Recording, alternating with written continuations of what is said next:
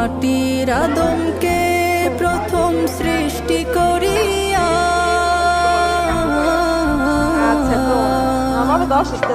তুমি মাটির আদমকে প্রথম সৃষ্টি করিয়া ঘোষণা করিয়া দিলে শ্রেষ্ঠ বলিয়া, তাই নূরের ফেরেশতা করে আদমকে সিজদা, তাই নূরের ফেরেশতা করে আদমকে সিজদা।